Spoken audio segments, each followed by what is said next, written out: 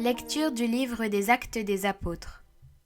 En ces jours-là, les frères, dispersés par la tourmente qui se produisit lors de l'affaire d'Étienne, allèrent jusqu'en Phénicie, puis à Chypre et Antioche, sans annoncer la parole à personne d'autre qu'aux Juifs.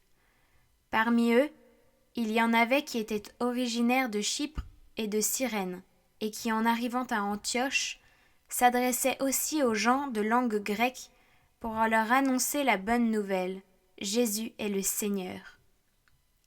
La main du Seigneur était avec eux. Un grand nombre de gens devinrent croyants et se tournèrent vers le Seigneur. La nouvelle parvint aux oreilles de l'église de Jérusalem, et l'on envoya Barnabé jusqu'à Antioche. À son arrivée, voyant la grâce de Dieu à l'œuvre, il fut dans la joie. Il les exhortait tous à rester d'un cœur ferme attaché au Seigneur. C'était en effet un homme de bien, rempli d'Esprit Saint et de foi. Une foule considérable s'attacha au Seigneur. Barnabé partit alors à Tarse chercher Saül. L'ayant trouvé, il l'amena à Antioche.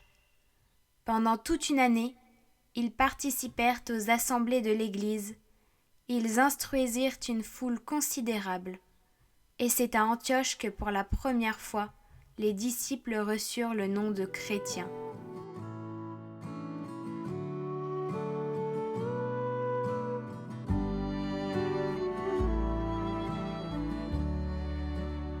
Louez le Seigneur tous les peuples.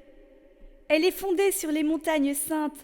Le Seigneur aime les portes de Sion, plus que toutes les demeures de Jacob. Pour ta gloire, on parle de toi, ville de Dieu. Je cite l'Égypte et Babylone, entre elles qui me connaissent. Voyez Tyr, la Philistie, l'Éthiopie. Chacune est née là-bas. Mais on appelle Sion ma mère, car en elle tout homme est né. C'est lui le Très-Haut qui la maintient. Au registre des peuples, le Seigneur écrit: chacun est né là-bas. Tous ensemble, ils dansent et ils chantent. En toi toutes nos sources.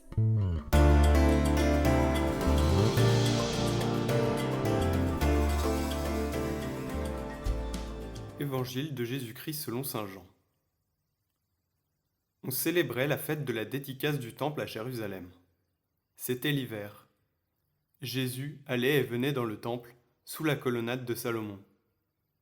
Les Juifs firent cercle autour de lui.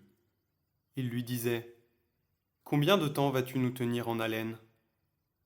Si c'est toi le Christ, dis-le-nous ouvertement. » Jésus leur répondit: « Je vous l'ai dit, et vous ne croyez pas. Les œuvres que je fais, moi, au nom de mon Père, voilà ce qui me rend témoignage. Mais vous, vous ne croyez pas, parce que vous n'êtes pas de mes brebis. Mes brebis écoutent ma voix. Moi, je les connais, et elles me suivent. Je leur donne la vie éternelle. Jamais elles ne périront, et personne ne les arrachera de ma main. Mon Père, qui me les a données, est plus grand que tout, et personne ne peut les arracher de la main du Père. Le Père et moi, nous sommes un.